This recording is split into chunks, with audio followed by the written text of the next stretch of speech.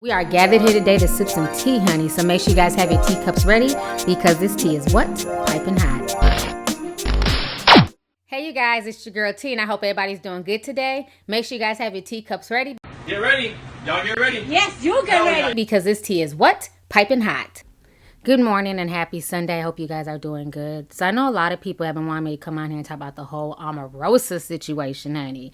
So anyways, I've been following up with this story like everybody else. And as we all know, the other day, Omarosa was fired. And so April County was on CNN just splashing tea, putting everything out there, talking about how Omarosa's ass was drug out the building. She was cussing John Kelly out. She was tripping alarms and shit like that, trying to get to Donald Trump's quarters in the Oval Office. So this whole situation was a hot damn mess. And so after all the rumors and all the speculations came out, she took her ass onto Good Morning America and did an interview with Michael Strahan, basically acting like she's a champion of the black community. Go ahead and check out this small snippet. I'm going to come back with the rest of my commentary. Omarosa is the latest member of the administration to exit, and there are rumors that she was escorted out after making a scene. She told her side of it to GMA this morning. Take a look. I resigned, and I didn't do that in the residence as being reported. John Kelly and I sat down in the Situation Room, which is a very secure, very quiet room in the White House. And we had a very candid conversation. But when I have a chance to tell my story, Michael, quite a story to tell. As the only African-American woman in this White House, as a senior staff and assistant to the president, I have seen things that have made me uncomfortable, that have upset me, that have affected me deeply and emotionally, that has affected my community and my people. And when I can tell my story, it is a profound story that I know the world will want to hear. All right, so you guys just saw that small snippet of her on Good Morning America, acting like she's a champion and also acting like she knows where all the damn bodies are buried at the White House, okay? I believe that she's doing nothing more but trying to get people hyped up to buy her tell-all book that we know that she's going to come out with soon enough, okay? So now, if that's not crazy enough, more tea is being spilled as to why she was fired from her position. So the UK Daily Mail is reporting this. They're stating that basically the White House has had issues with Omarosa for a while. If you guys don't know, she had bought her entire wedding party to the White House to take some pictures with no security clearance. It was really bad that when they found out about this, they barred her from posting any of the pictures that she took in the White House. They barred her from posting any of that stuff online. Go ahead and check out this video real quick. Omarosa, the apprentice villain turned senior White House official, brought her 39-person bridal party to 1600 Pennsylvania Avenue for a wedding photo shoot, catching fellow senior aides and some security officials by surprise. Charlie Langston is in our New York newsroom for more. And Charlie, did Omarosa have permission to do any of this? So officials are saying it's actually unclear whether she even bothered to seek permission. But what they are sure of is that, as you said, several senior White House officials and aides and lawyers were completely unaware that the shoot was taking place. So when she rolled up with kind of a 40-person party in her bridal gown, wanting to take pictures in the West Wing and the Rose Garden, people were pretty surprised, and they actually shut it down very quickly in terms of the publication of the photos, saying that she could not post them anywhere online because of security issues. Who would have thought about it, right? The apprentice to the White House. Amazing. All right, so you guys just saw that video. So on top of her bringing her bridal party to go take pictures that were unauthorized, so now what's going on is that basically Sean Jackson, who is the chairman of the Black Republican Caucus of Florida, is claiming that John Kelly fired Omarosa because he was tired of her ranting and parading around like she owned the place. So I'm going to go ahead and read you guys what the UK Daily Mail is saying. So they're saying that Omarosa blew up at the chief of staff, John Kelly, after she was told that her husband no longer had clearance to attend the White House staff Christmas party. At that point, Omarosa shockingly announced that she was leaving her position on Wednesday. After news broke, she had an epic showdown with the chief of staff on Tuesday night. Her recent departure was not because of the blow-up at the Christmas party.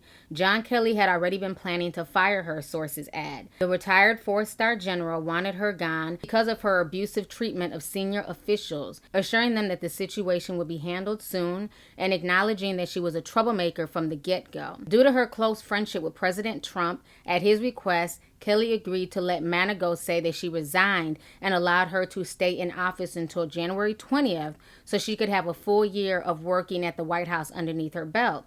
The two did not part ways on good terms, but the trigger for Omarosa flying into a rage against Kelly was learning that her husband, John Allen Newman, could no longer attend the holiday bash. The former Apprentice star demanded to know if President Trump was aware of the decision before she marched off towards his residence, where she once had been relatively free to come and go.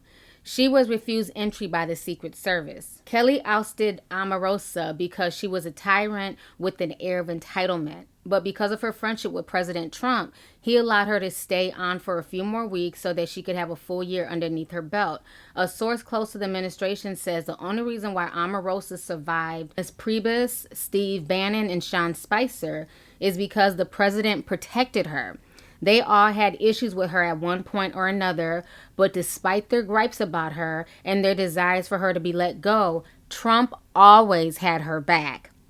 Omarosa's story about resigning in the wake of Roy Moore's defeat is essentially a cover story, stated Sean Jackson. All right, so that's the tea that's being stated here by the Daily Mail. If you guys want to check out the whole article, you guys can go on their website to read the full theme. You know what? Maybe my tin hat is on too tight. Maybe I'm tripping, but I don't know. When I hear about this whole bullshit with Omarosa and President Trump, maybe it's just me, but I get a fair tease from this whole Omarosa-Donald Trump situation. You know, the fact that she's on television and she's trying to hint, you know, that she has something, you know, that could basically possibly destroy his administration. And the fact that Donald Trump took to Twitter and he stated, "Thank you, Omarosa, for your service.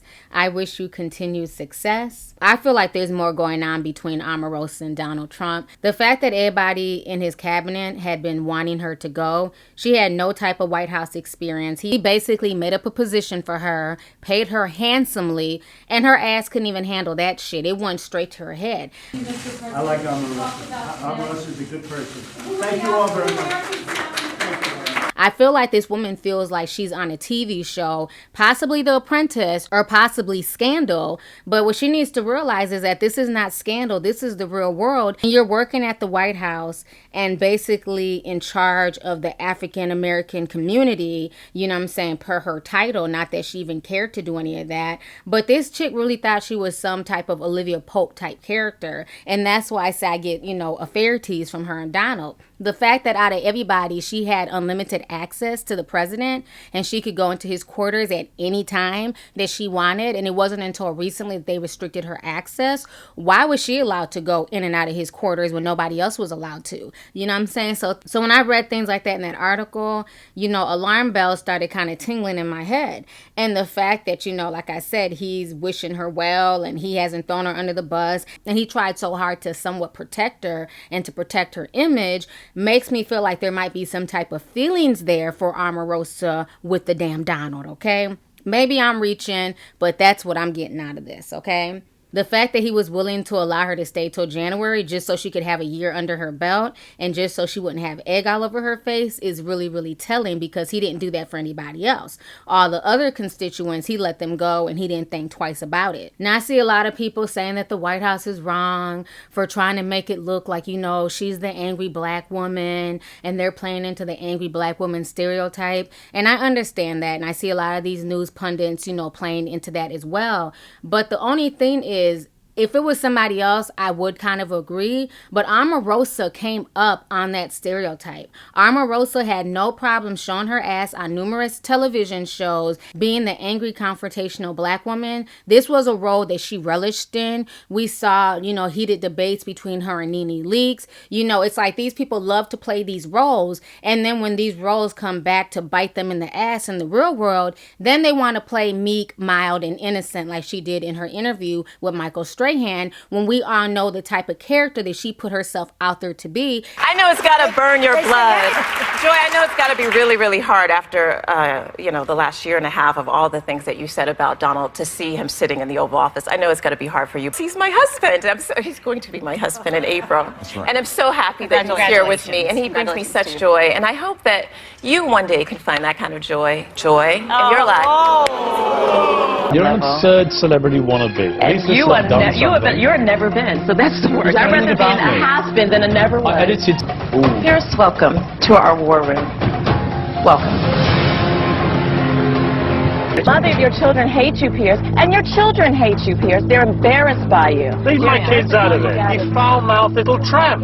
We've got the most hated woman on reality TV. We're going to smooth her out on this show, though. Omarosa's here. Wait. What? You said you was going to straighten me out. What the hell was that? I said smooth you out. Smooth me out. What does that mean? We're going to talk and have a nice conversation. Let's have a conversation. Omarosa. Oh, no, I know how to chill. Okay. But I will not be disrespected.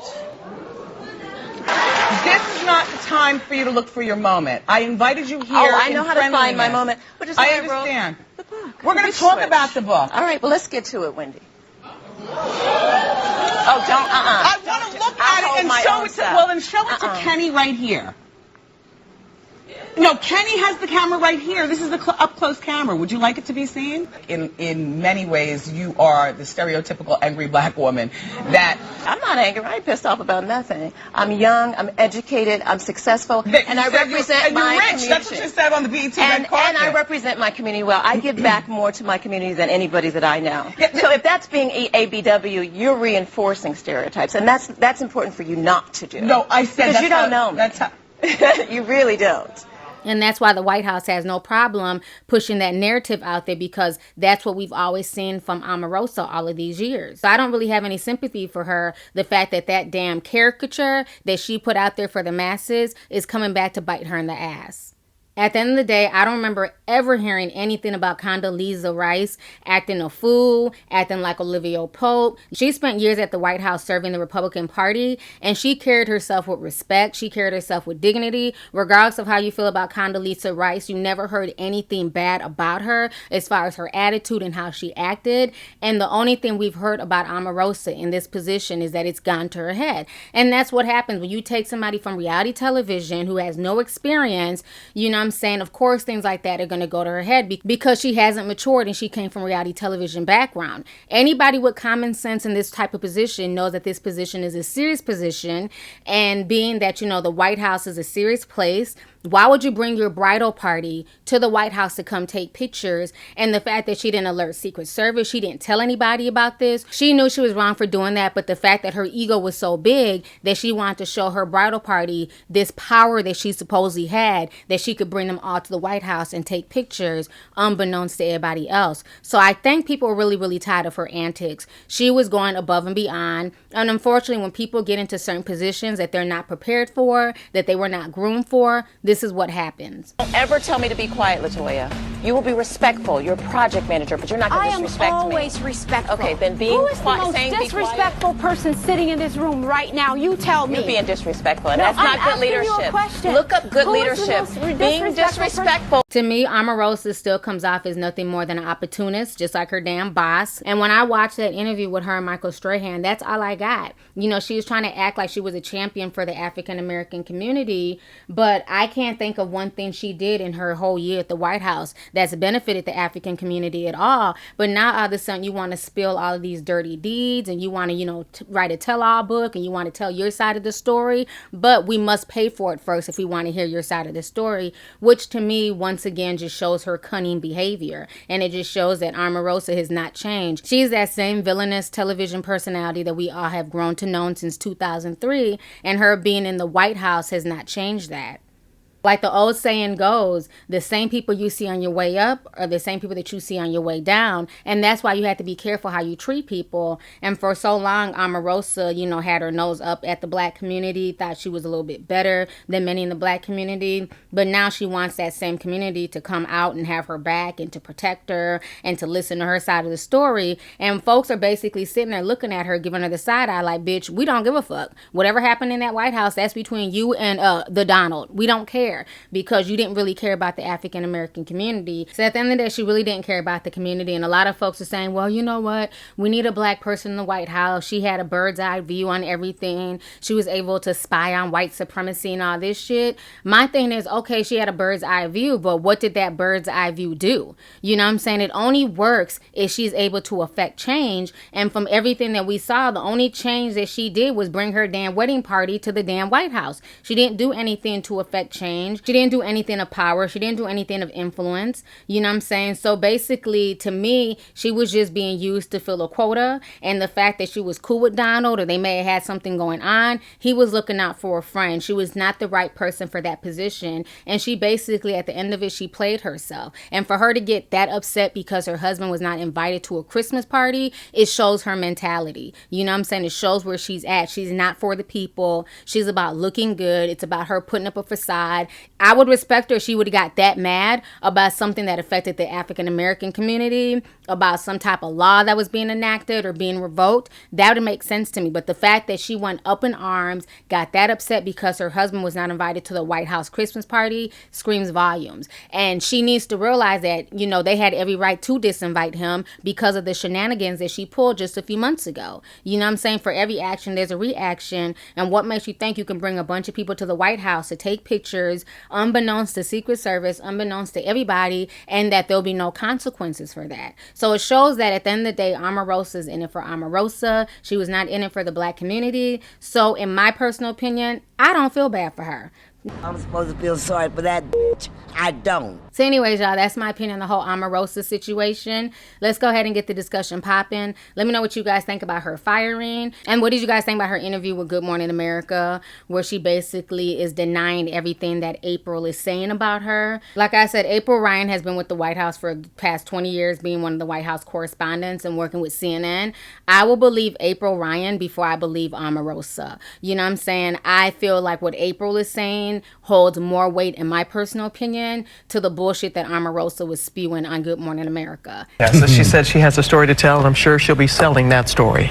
We'll see. Well, yeah, she will. Bye, Felicia. So let's go ahead and get the discussion popping. Make sure you hit that subscribe button. Don't forget to hit that like button. And make sure you click that bell so you can be down with the notification squad, honey. So let's go ahead and get the discussion popping. Go ahead and leave a comment. All right. Deuces.